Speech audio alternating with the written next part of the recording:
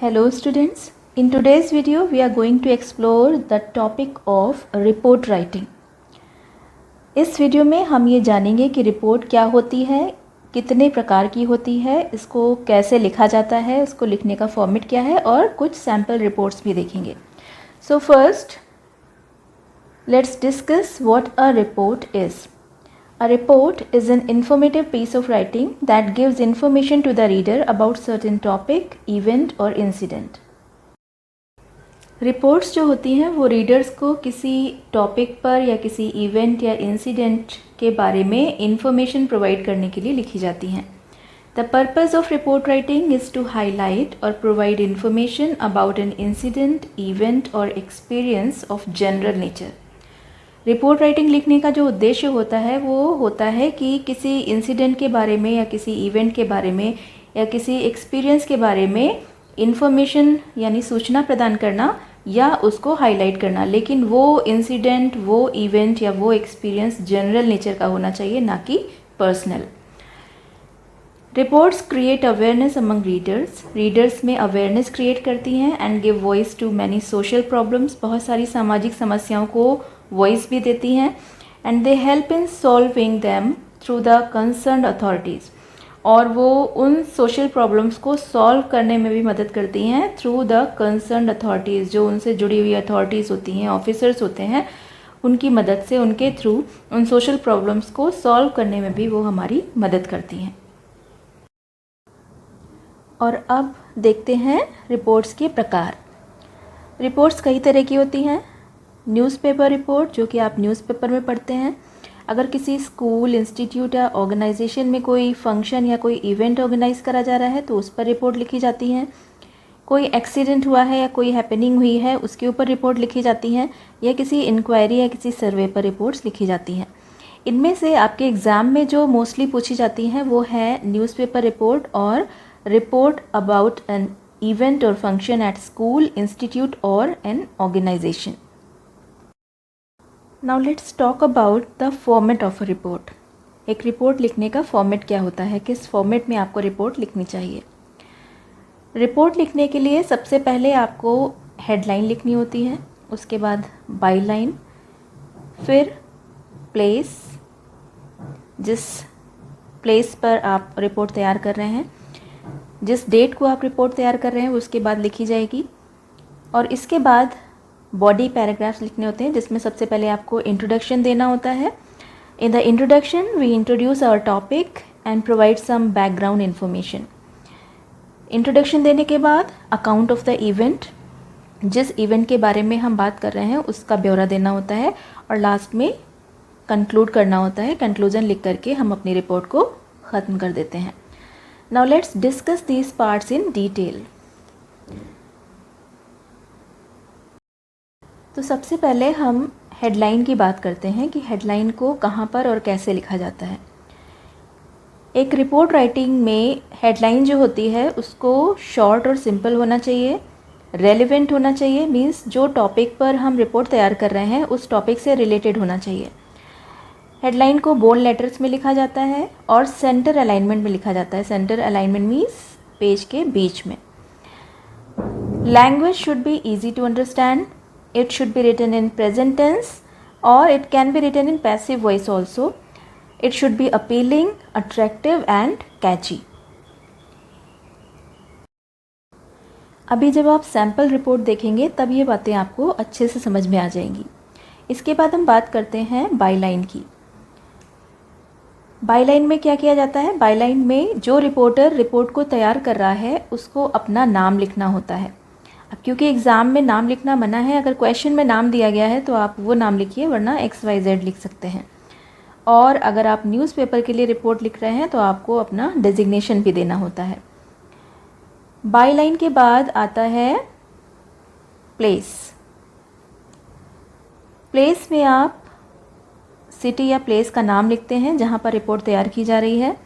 अगर क्वेश्चन में सिटी का नाम दिया हुआ है तो आप वो सिटी का नाम देंगे. अगर क्वेश्चन में नहीं दिया गया है तो XYZ सिटी लिख सकते हैं या किसी भी सिटी का नाम आप डाल सकते हैं. प्लेस के बाद आती है डेट. डेट को पेज पर लेफ़्ट हैंड साइड में लिखा जाता है और इस फॉर्मेट में लिखा जाता है डेट, फिर उसके बाद पूरा मंथ, फिर कॉमा लगा करके ईयर। या फिर आप पहले मंथ लिख सकते हैं, उसके बाद डेट, फिर कॉमा लगा करके ईयर।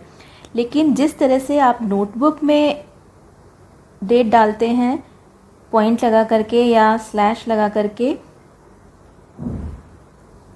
ये तरीका गलत है। डेट को हेडलाइन के बाद एक लाइन छोड़ करके लिखा जाता है और आप चाहें तो डेट को प्लेस के नीचे ना लिख करके प्लेस के बाद कॉमा लगा करके इस जगह पर भी लिख सकते हैं। प्लेस एंड डेट के बाद नेक्स्ट जो पार्ट है रिपोर्ट राइटिंग का वो है बॉडी पैराग्राफ्स। और बॉडी पैराग्राफ्स में जैसे मैंने पहले आपको बताया, सबसे पहले हमें इंट्रोडक्शन देना होता है, फिर उस इवेंट का अकाउंट यानी ब्यौरा देना होता है और उसके बाद कंक्लूजन देना होता है। तो सबसे पहले हम बात करते हैं इंट्रोडक्शन की। As I told you, in introduction we introduce our topic and provide some background information. It should be easy to understand. हम टॉपिक को इंट्रोड्यूस कराते हैं इंट्रोडक्शन में और कुछ बैकग्राउंड इन्फॉर्मेशन देते हैं जो कि समझने में आसान होनी चाहिए। It should cover the most important aspects of the event. Event के जो सबसे इम्पॉर्टेंट एस्पेक्ट्स हैं, सबसे इम्पॉर्टेंट पहलू हैं, उनको कवर करना चाहिए। और it should answer the questions what, where and when.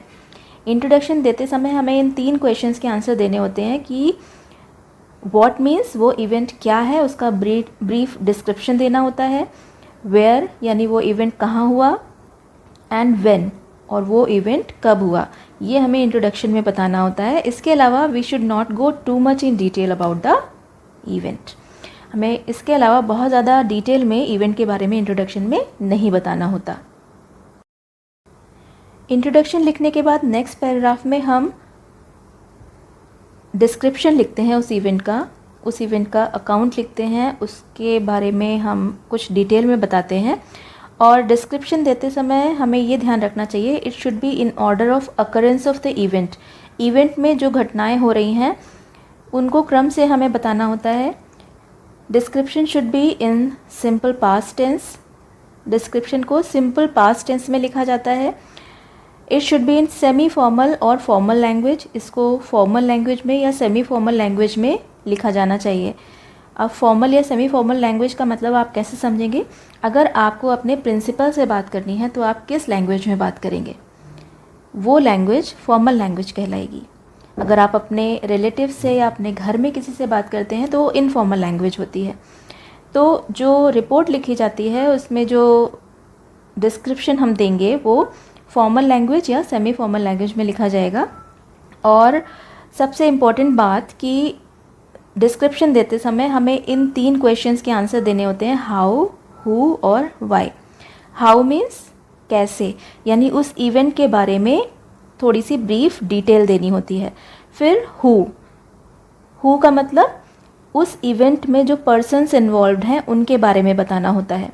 और वाई मीन्स कॉज, यानी उसका कारण, वो इवेंट क्यों हुआ, ये हमें डिस्क्रिप्शन में बताना होता है।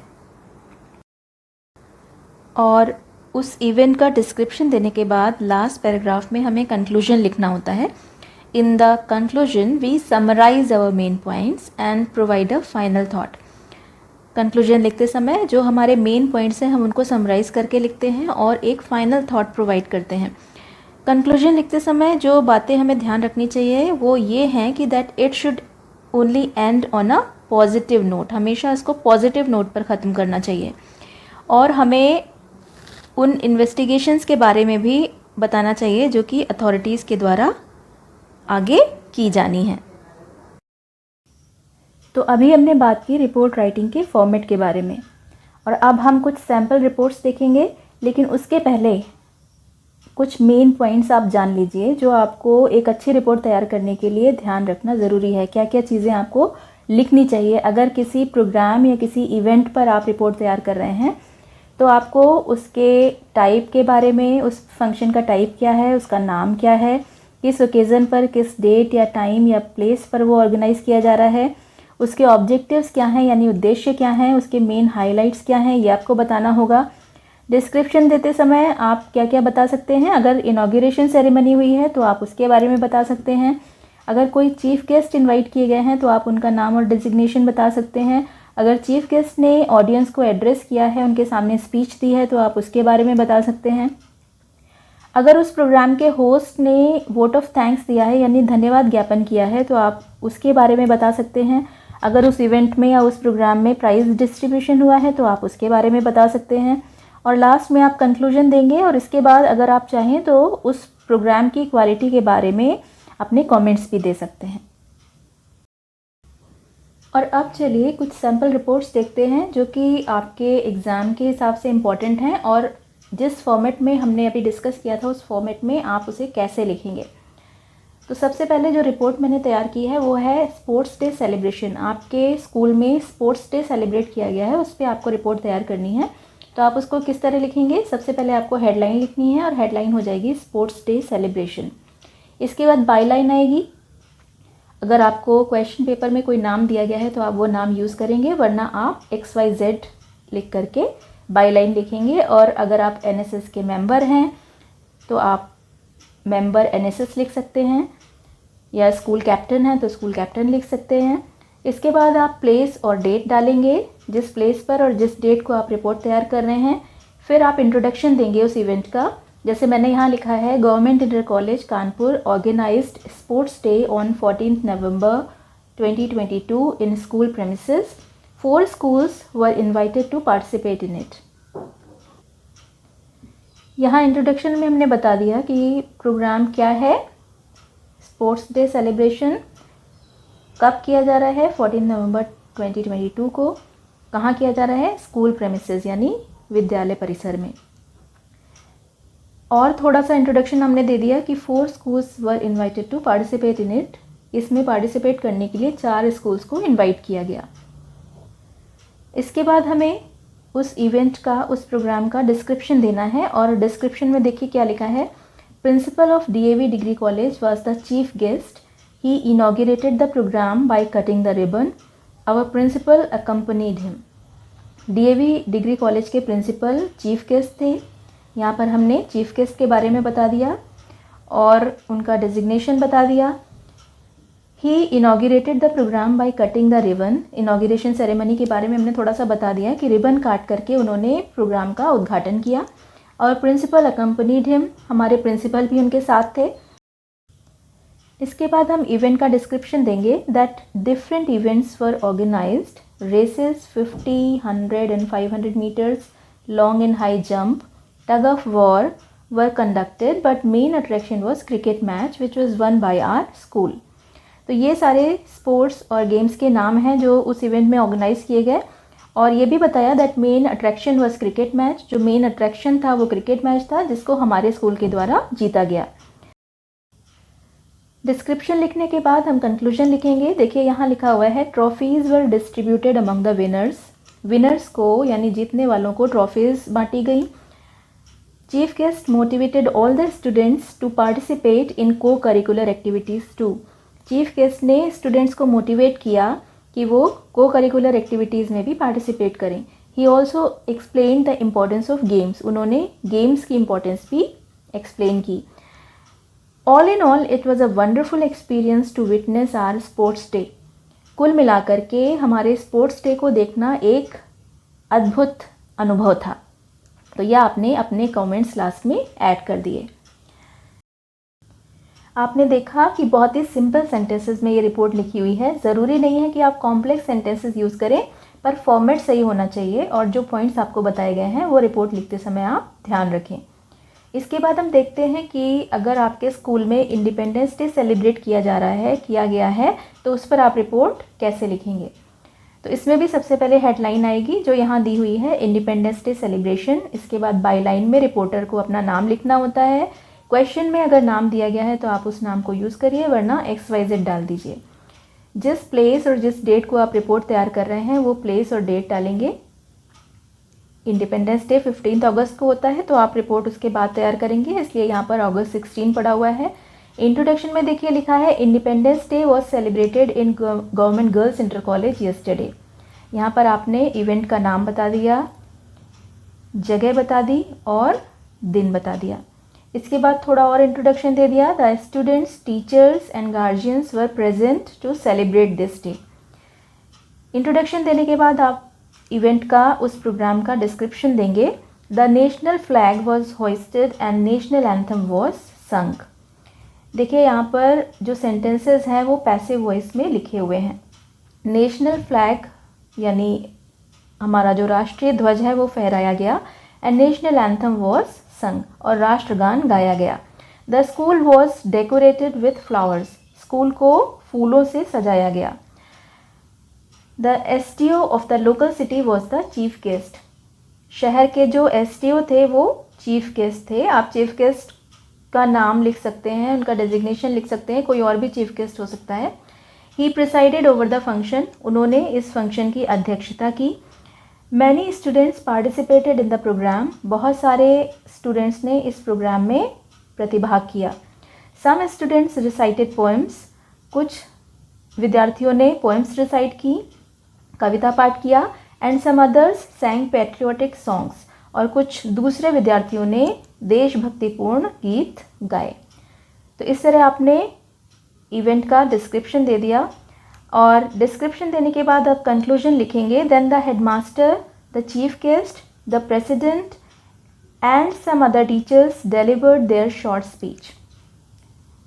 जब इंडिपेंडेंस डे होता है तो सभी लोग स्पीच भी देते हैं, तो यहाँ पर हमने ये भी बात बता दी कंक्लूजन में कि उसके बाद हेडमास्टर ने, चीफ गेस्ट ने, प्रेसिडेंट ने और कुछ अदर टीचर्स, मतलब कुछ दूसरे टीचर्स ने भी शॉर्ट स्पीचेस दी। Our principal then propose the vote of thanks to end the function. और फंक्शन को यानी इस प्रोग्राम का अंत करने के लिए, इस प्रोग्राम को समाप्त करने के लिए हमारे प्रिंसिपल ने वोट ऑफ थैंक्स दिया, यानी धन्यवाद ज्ञापित किया। The celebration came to an end with a closing song. इस सेलिब्रेशन का अंत एक क्लोजिंग सॉन्ग के साथ हुआ। इस तरह से आप अपनी रिपोर्ट इंडिपेंडेंस डे पर तैयार कर सकते हैं। आप और भी सेंटेंसेस ऐड कर सकते हैं। मैंने बहुत सिंपल रिपोर्ट तैयार की है जिससे आपको रिपोर्ट का फॉर्मेट समझ में आ जाए। एक और सैम्पल रिपोर्ट देखते हैं पब्लिक लाइब्रेरी इनॉग्रेशन पर। अगर आपके शहर में या आपके गांव में या कस्बे में कोई पब्लिक लाइब्रेरी का उद्घाटन हो रहा है तो आप उस पर रिपोर्ट कैसे तैयार करेंगे। सबसे पहले आप हेडलाइन देंगे पब्लिक लाइब्रेरी इनॉग्रेशन, उसके बाद बायलाइन देंगे। बायलाइन आप समझ गए होंगे, अगर क्वेश्चन में नाम दिया हुआ है तो वो डालेंगे, वरना XYZ लिख देंगे। प्लेस और डेट डालेंगे, जिस प्लेस और जिस डेट को आप रिपोर्ट तैयार कर रहे हैं।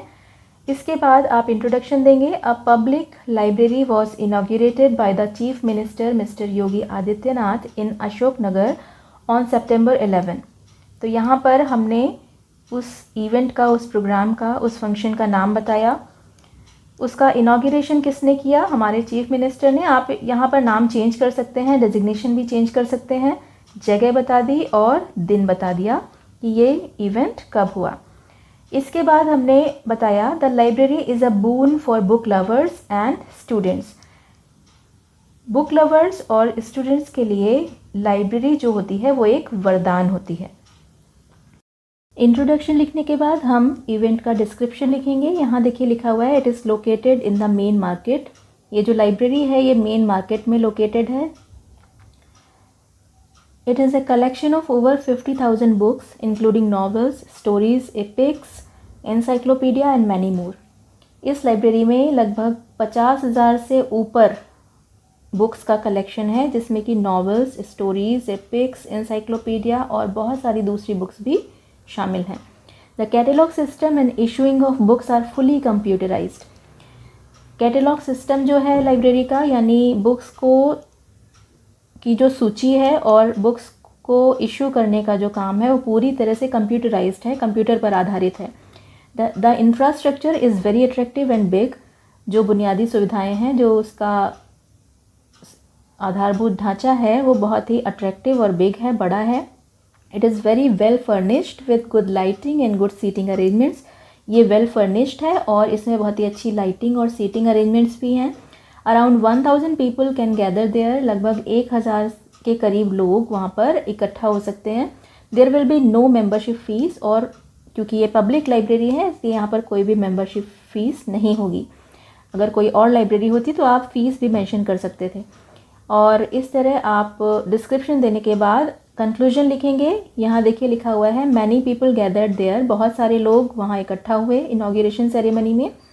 इन नटशेल, संक्षेप में, this can be considered as exemplary library, संक्षेप में इसको एक आदर्श लाइब्रेरी के रूप में डिस्क्राइब किया जा सकता है। It is a positive step taken in the right direction, सही दिशा में लिया गया ये एक सकारात्मक कदम है। और कंक्लूजन देने के बाद आपकी रिपोर्ट तैयार हो जाएगी। तो ये कुछ सैम्पल रिपोर्ट्स थी। अगर आपके स्कूल में या आपके शहर में कोई प्रोग्राम या इवेंट ऑर्गेनाइज किया गया है उसके ऊपर, आई होप कि आपको इसका फॉर्मेट अच्छे से समझ में आ गया होगा। और अब देखते हैं कि अगर आपको किसी एक्सीडेंट पर रिपोर्ट तैयार करनी है तो कौन कौन से मेन पॉइंट्स आपको ध्यान रखने होंगे। अगर आपको किसी एक्सीडेंट के ऊपर रिपोर्ट लिखनी है तो सबसे पहले आपको उस एक्सीडेंट के बारे में बताना होगा, वो क्या है, कहाँ हुआ, कब हुआ, क्यों हुआ और कैसे हुआ। इसके बाद उस एक्सीडेंट में जो लोग या जो व्हीकल्स इन्वॉल्व हैं उनके बारे में आपको बताना होगा। फिर उस एक्सीडेंट के दृश्य के बारे में आपको कुछ डिटेल में बताना होगा। इसके बाद अगर किसी लाइफ या प्रॉपर्टी का लॉस हुआ है तो उसके बारे में आपको डिटेल देनी होगी। कैजुअल्टीज़ अगर कोई हुई हैं तो उसकी डिटेल आपको देनी होगी, कितने लोगों की डेथ हुई उसमें, कितने लोग इंजर्ड हुए या कितने लोगों को हॉस्पिटलाइज किया गया, ये आपको उसमें बताना होगा। अगर कोई आई विटनेस है जिसने उस एक्सीडेंट को देखा है और उसने उस बारे में कुछ बताया है तो आप उसके बारे में भी बता सकते हैं। जो रेस्क्यू और रिलीफ ऑपरेशन हुआ है उसकी डिटेल आपको देनी होगी। पुलिस एक्शन या इंक्वायरी अगर कोई हुई है या होनी है तो उसके बारे में आपको बताना होगा। जो लोग मारे गए या जो इंजर्ड हुए उनकी जो फैमिलीज़ हैं उनके लिए जो कंपनसेशन दिया गया उसके बारे में आपको बताना होगा। और लास्ट में आप जो वार्निंग है या कोई अगर रिकमेंडेशन है या कोई एक्शन रिक्वायर्ड है उनके बारे में भी आप बता सकते हैं। और अब देख लेते हैं एक्सीडेंट्स पर लिखी हुई कुछ सैम्पल रिपोर्ट। सबसे पहली रिपोर्ट जो लिखी हुई है वो है बस एक्सीडेंट पर। अगर कोई बस एक्सीडेंट हुआ है तो आप उस पर रिपोर्ट कैसे तैयार करेंगे। सबसे पहले आप हेडलाइन देंगे, बाइकर रैम्ड इनटू अ बस। रैम का मतलब होता है टू हिट और स्ट्राइक फोर्सफुली, जोर से टक्कर मारना या भिड़ा देना। फिर आप बाई लाइन लिखेंगे, जैसे कि मैंने पहले भी आपको बताया, अगर क्वेश्चन में नाम दिया गया है तो आप वो नाम यूज़ करेंगे, वरना XYZ लिख देंगे। और अगर डेजिग्नेशन है कोई तो आप डेजिग्नेशन अपना दे देंगे। यहाँ पर लिखा हुआ है स्टाफ रिपोर्टर। फिर प्लेस और डेट डालेंगे, जिस प्लेस पर और जिस डेट को आप रिपोर्ट तैयार कर रहे हैं। इसके बाद आप इंट्रोडक्शन देंगे। यहाँ देखिए इंट्रोडक्शन में लिखा है, a biker rammed into a bus on Monday in Rohini sector 18 at 2 PM। तो यहाँ पर हमने बता दिया कि क्या एक्सीडेंट है। A biker rammed into a बस कब हुआ, ऑन मंडे, कहाँ हुआ, इन रोहिणी सेक्टर 18, और किस समय हुआ, एट 2 PM। ये हमने इंट्रोडक्शन में बता दिया। इसके बाद आप उस एक्सीडेंट का डिस्क्रिप्शन देंगे। डिस्क्रिप्शन में देखिए लिखा हुआ है, the biker was coming back from his college when this accident happened. जब ये एक्सीडेंट हुआ तो बाइकर अपने कॉलेज से वापस आ रहा था। The bus was coming from the wrong side. बस गलत दिशा से आ रही थी। And the boy was also riding at high speed. और वो लड़का भी बहुत हाई स्पीड में राइड कर रहा था, बहुत तेज़ स्पीड में चला रहा था। Resulted in a serious collision. और इसका परिणाम हुआ एक गंभीर कॉलिजन, मतलब टक्कर। इस तरह से आप और भी डिस्क्रिप्शन दे सकते हैं इवेंट का। मैंने शॉर्ट में लिखी है आपको सिर्फ फॉर्मेट समझाने के लिए। इसके बाद आप कंक्लूजन देंगे। कंक्लूजन में आप लिख सकते हैं, unfortunately the boy died on the spot. दुर्भाग्य से वो लड़का ऑन द स्पॉट, मतलब उसी जगह पर उसकी डेथ हो गई। But no passenger was injured. लेकिन कोई भी पैसेंजर घायल नहीं हुआ। The bus driver also got minor injuries. Bus driver को भी छोटी मोटी इंजरीज, मतलब चोटें आई। He was taken to a nearby hospital. उसको नियर बाई हॉस्पिटल में, यानी पास के ही हॉस्पिटल में ले जाया गया। Then the police arrested the driver for further investigation. और उसके बाद पुलिस ने ड्राइवर को अरेस्ट कर लिया फर्दर इन्वेस्टिगेशन के लिए, आगे की जांच पड़ताल के लिए पुलिस ने ड्राइवर को अरेस्ट कर लिया। इस तरह से आप कंक्लूजन देंगे और अपनी रिपोर्ट लिखेंगे। फॉर्मेट आप ध्यान दीजिएगा, जिस फॉर्मेट में लिखा जा रहा है उसी फॉर्मेट में आपको रिपोर्ट तैयार करनी है। And the next sample report is on a fire accident. अगर कोई फायर एक्सीडेंट हुआ है तो आप कैसे रिपोर्ट लिखेंगे? सबसे पहले आप हेडलाइन देंगे। यहाँ हेडलाइन दी हुई है फायर एनगल्फ्स मार्केट। एनगल्फ्स का मतलब होता है टू कवर कम्प्लीटली, फैल जाना, लपेट लेना या निगल लेना। इसके बाद आप बायलाइन देंगे, फिर आप प्लेस एंड डेट बताएंगे, जिस डेट और प्लेस पर आप रिपोर्ट तैयार कर रहे हैं। फिर आप इंट्रोडक्शन देंगे। इंट्रोडक्शन में देखिए लिखा हुआ है a huge fire broke out in the crowded grain market at Vijaynagar last evening at 5 PM। तो यहाँ देखिए इंट्रोडक्शन में बता दिया गया कि एक्सीडेंट क्या है। A huge fire broke out in the crowded grain market. कहाँ पर हुआ? एट विजयनगर। कब हुआ? Last evening. किस समय हुआ? Eight 5 PM। इंट्रोडक्शन देने के बाद आप डिस्क्रिप्शन देंगे उस इवेंट का। यहाँ देखिए लिखा हुआ है It engulfed almost the entire market and more than 15 shops were gutted completely. इसने यानी इस आग ने लगभग पूरी मार्केट को लपेट लिया। एंड मोर देन 15 शॉप्स, और 15 से ज़्यादा शॉप्स वर गटेड कम्प्लीटली, पूरी तरह से नष्ट हो गई। गटेड का मतलब completely destroyed, badly damaged. 4 people are reported dead, 4 लोगों की मौत हो गई। While another 20 are admitted to hospital, जबकि अन्य 20 लोगों को हॉस्पिटल में एडमिट किया गया। Many shops have been reduced to mere heap of ashes. Reduced to ashes का मतलब होता है कम्प्लीटली बर्न्ड, पूरी तरह से जलकर राख के समान हो जाना। बहुत सारी शॉप्स जलकर राख हो गई। Shopkeepers faced huge material loss, और दुकानदारों को बहुत ही बड़े मटेरियल लॉस का यानी उनके माल के नुकसान का सामना करना पड़ा। The original cause of the fire is still unknown. जो असली कारण है इस आग का वो अभी तक अननोन है, पता नहीं है। But the plausible cause could be a short circuit. Plausible का मतलब होता है संभावित, something that is believable or reasonable even if it may not be completely true। तो जो ओरिजिनल कॉज है इस आग का वो अभी तक अननोन है, लेकिन जो संभावित कारण है वो शॉर्ट सर्किट हो सकता है। और डिस्क्रिप्शन देने के बाद आप कंक्लूजन लिखेंगे। कंक्लूजन में देखिए लिखा हुआ है it took 7 fire tenders almost 6 to 7 hours to control the fire completely. Fire tenders का मतलब होता है फायर ट्रक्स। फायर टेंडर्स को फायर को कंट्रोल करने में, पूरी तरह से कंट्रोल करने में लगभग 6 से 7 घंटे लग गए। The DM of Kanpur visited the area. Kanpur के डीएम ने एरिया विजिट किया, उस स्थान को का भ्रमण किया।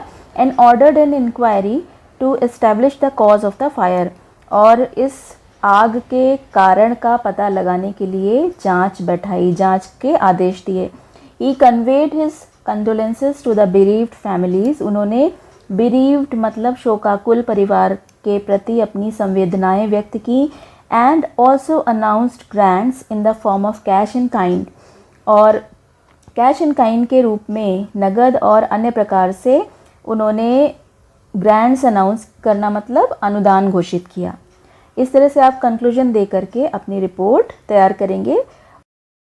And you can also include relevant details such as quotes from witnesses और ऑफिशियल्स। उस एक्सीडेंट के समय जो प्रत्यक्षदर्शी हैं, जिन्होंने उस एक्सीडेंट को देखा है, या जो वहाँ पर ऑफिसर्स उपस्थित हैं, अगर उन्होंने कुछ कहा है तो उनके कोट्स को भी आप रिपोर्ट में लिख सकते हैं।